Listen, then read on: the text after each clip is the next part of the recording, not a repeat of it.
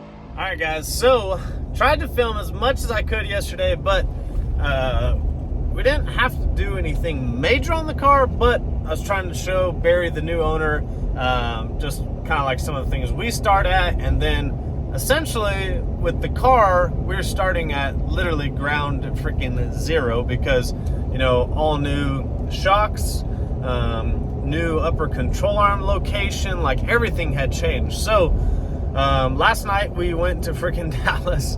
Oh yeah, it's so rough. So last night we drive to Dallas, XRP Extreme Raceway Park, badass 8th mile track, one of the best around, and they have test and tune every Sunday essentially until the weather's not good anymore. So weather was freaking perfect last night, and we wanted to get the new owner situated with the car because he wanted to go to FL2K. I gave him my tech card, my racer entry with the sale of the cars, kind of like the little deal that we made. And then I also told him, like, when he's ready to go test the car, that I would go with him to make sure he's all set up. So we made our way to XRP yesterday. The only bad thing is that it's on a Sunday and it starts at, literally the gates open at 5 p.m. And everyone thinks, I don't know where they think I live in Texas, but we live in Amarillo, the West Panhandle, and Dallas is 6 hours from us. So we got home at 6 a.m. this morning. I'm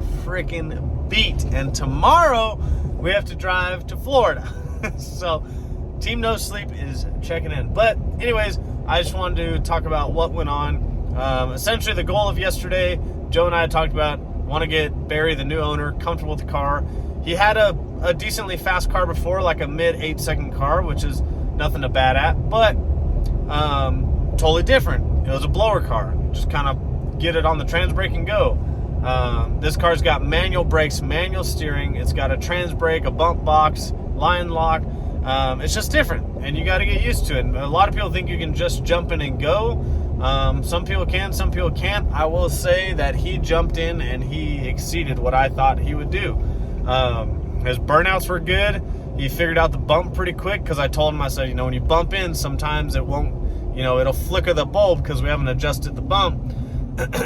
And, you know, you got to bump one more time. So he picked up pretty quick on it. There's like one or two things, but overall, he did really well. Like, jumping in, you know, a 7-second car from a mid-8 car, it's a big jump. If you talk to anybody, it's a big jump. So, anyways, first pass, A to B, literally on like 20 pounds of boost, almost went faster than the car has ever been to the 8th. So you guys have to remember, almost like literally over 2 years ago, okay, we're gonna go to a different gas station, idiots. Over 2 years ago, I went 780s in that car at 180, almost 180 miles an hour. But the problem that I ran into, and no one knew at the time, of course, because no one knew Gen 3s yet,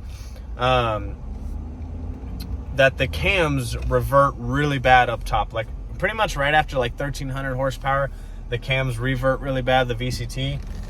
Whereas on Gen 2s, people have made like 1,600 horsepower, and the VCT acts literally normal, no issues.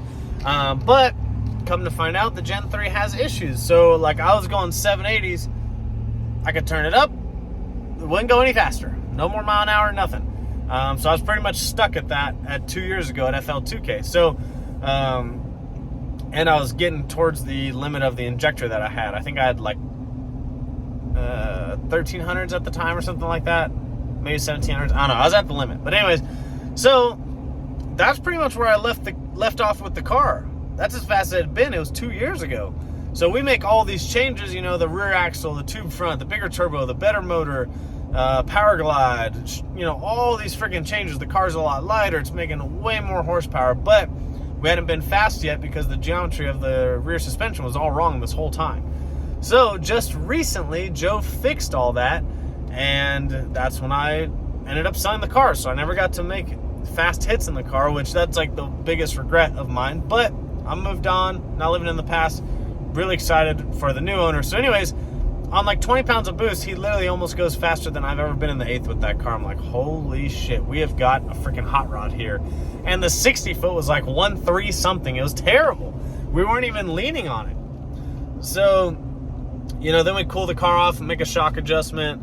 Joe throws a little bit more power, a little bit more RPM. It's a big turbo on a small cubic inch motor, so it needs a lot of RPM to get it lit and to keep it lit, you know, without it falling off. So Joe adds more RPM, tries to get to leave a little bit harder. It leaves harder and literally goes faster than I've ever been in the 8th in that car on like 25 pounds of boost. Pretty crazy. And I had a way faster 60 foot. Like, I still had 800ths on his 60 foot.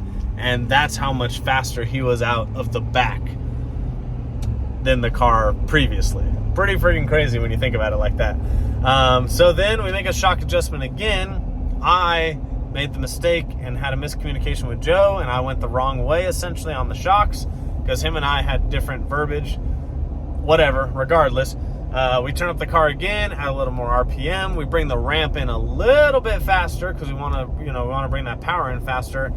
And this thing goes really fast on, I'd say, moderate boost for that engine. I wouldn't say it's low boost because that's what everybody calls it, but I'd say it's like moderate boost for that engine.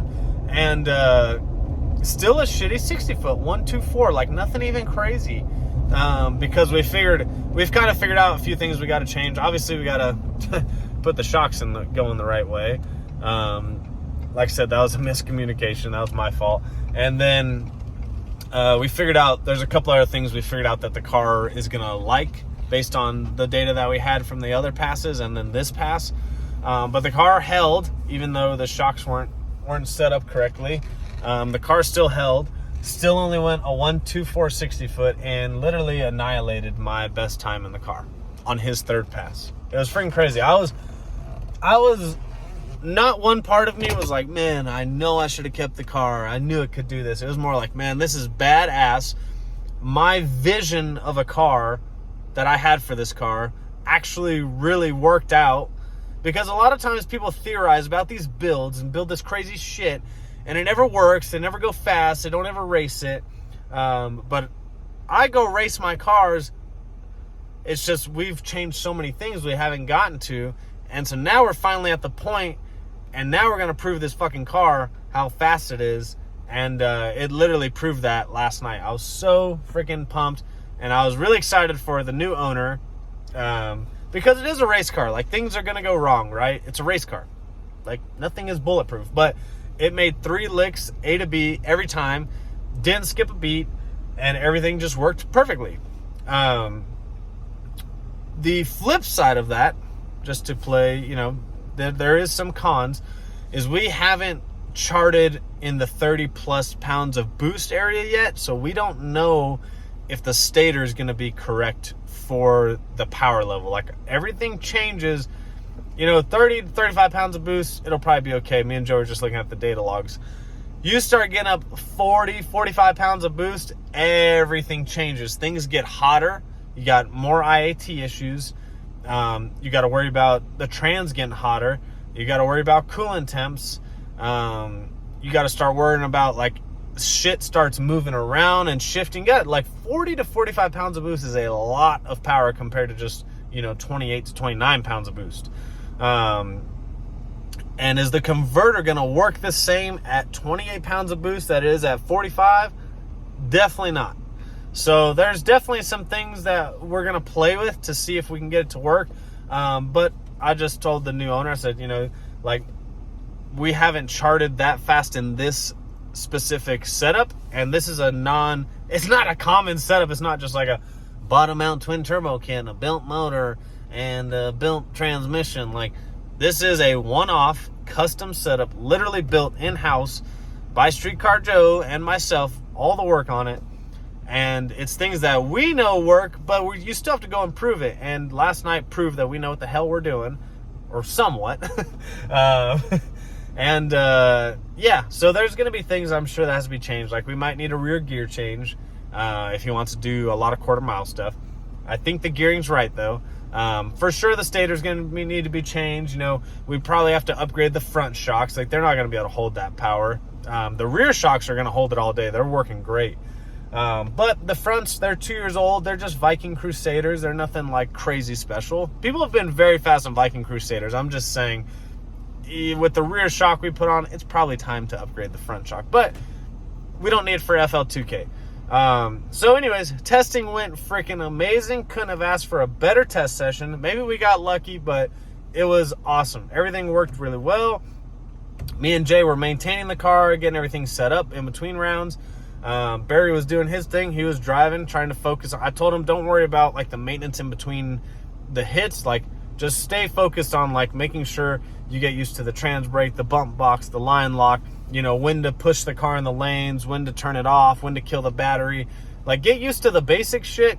And then during Florida, when we have more time, I'll show you how to like do the stuff in between rounds. So that all worked out good. Joe was killing it on the tune-ups. And I just went over to Joe's. We went over some data logs in more depth. And then he showed me how to do some stuff in Holly, so I don't have to lean on him as much.